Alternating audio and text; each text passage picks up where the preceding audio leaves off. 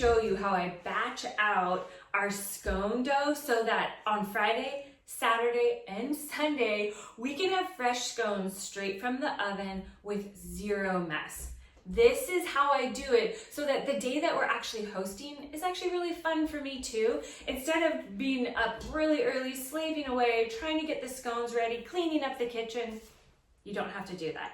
Batch out the dough. And here's how. When I triple the batch of dough, and if you look in the description below, there's your recipe. We also put it on the blog so that you can always find it there too. Become an email friend. If you head over to our blog, we send so much goodness to our email friends. Only goodness, because I don't have time to write spam. So when I batch out the dough, I essentially am just making a triple batch of our thumbprint scones.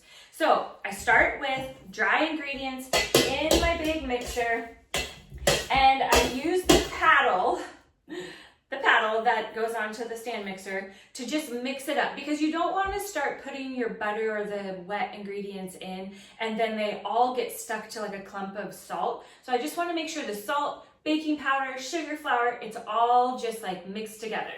Then this is the trick, my friends, to the flakiest, most delicious scones, is use your grater to cut your butter in. That makes it so that you get these little pieces of butter in your dough, but you aren't having to like kill your arm trying to cut the butter in.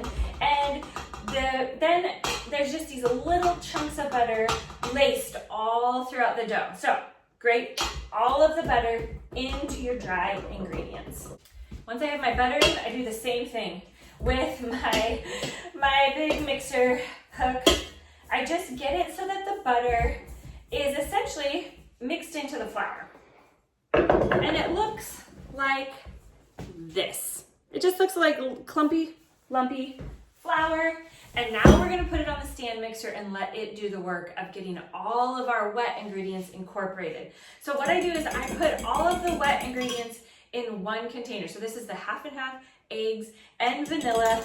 Mix it up so that you don't have like a clump of an egg in there. And then you can easily just pour this into the stand mixer and it gets all of the dough incorporated super fast for you. I start the stand mixer and then I just slowly pour in the wet ingredients. The reason you want to slowly pour them in is because you don't want there to be just like one big chunk that's all wet and gloppy. You want it to slowly incorporate in with the dry ingredients. And as soon as that dough comes together, we stop the mixer, because the more that it's running, the more it is melting our butter, and we don't want it to melt the butter. So I'm looking down in the bottom to see, is there any little bits of flour? There's just a small amount. And now I don't see any more flour, so I'm gonna stop it. And this is where the magic comes in of batching out a triple batch of the scone dough. Is I get a big cookie sheet with parchment paper. And what we're gonna do is we're gonna actually portion out the scones on here, and then they are quite literally ready to take off of here, put on my baking sheet, my different one, because I'm not going to bake them all on here together, and bake whenever I'm ready to go. Zero mess, zero having to get up really early in the morning to have fresh scones. And I use a big tablespoon spoon to portion it out. These are rustic scones. They don't have to be really nicely shaped. It's actually better, I think, when they are even more rustic. And so I'm really just trying to get all of it portioned out. Here's the cool thing. You could make a triple batch of this and only want to use part of it this weekend. The rest of these, put them into the freezer all ready to go. And then when you want to make fresh scones, you already have dough ready to go that you made in your freezer. I love it so much. So I'll try to capture some video this weekend while we're making the fresh scones.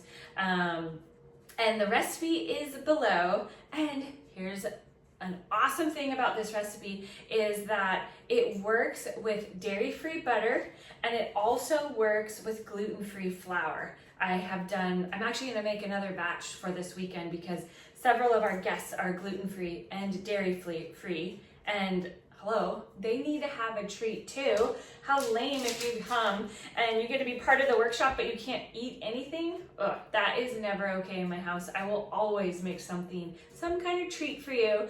If you're ever in the area, come join us. We named our home Cider Press Lane a long time ago. Actually, before the bank ever signed the paperwork saying we could buy it. Our house was a short sale and the bank did not want to release it to us, and we were waiting for so long. And in that waiting time, we named it Cider Press Lane, and that's actually the name of our business. That's all another story for another day, but come hang out with us online. We should love bringing you with us here into the kitchen, behind the scenes, into the garden for all of the life that happens here at Cider Press Lane. When you take your scones out of the fridge, the dough is gonna be real stiff. That is okay. And you wanna take that nice rustic scoop that you made, and you're going to make an initial thumbprint so that it starts off with a thumbprint. Then this is gonna go into the oven, bake for 6 minutes, and then we're gonna take it out again and I'll show you. I make the thumbprint again with a spoon, and then we put our jam in, but first we want this to bake for about 6 minutes. Okay, here they are. They've been baking for just 6 minutes, and this is perfect. You want them to still be doughy so that you can remake that well before they fully set up.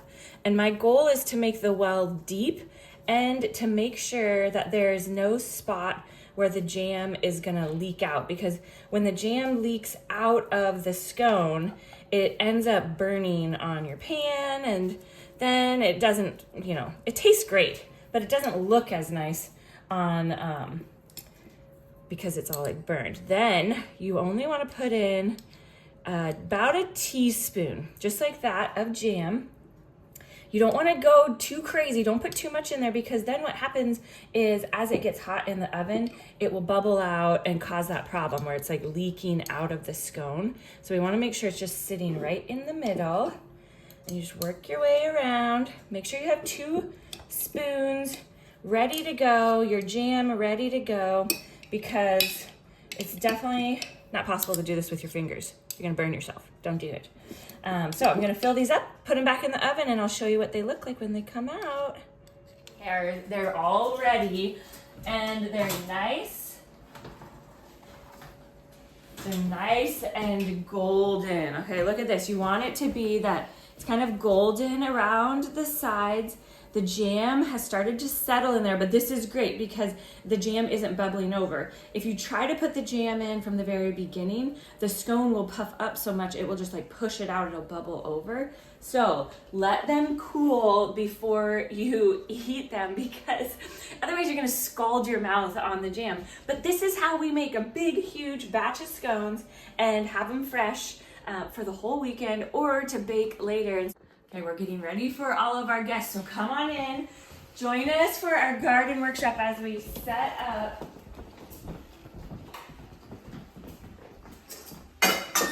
This is why I love prepping ahead of time, because then the day of the event, it's not crazy. We aren't having to clean up anything in the kitchen. We get to just make the scones, and they're fresh. So when our guests come in, the house smells all cozy and lovely.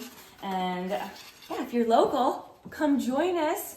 We love when people come and join us for our garden workshops, and we have so much goodness that we love sharing. We're glad you're here in the kitchen with us, in our living room with us, and yeah, come be part of all the fun at Cider Press Lane.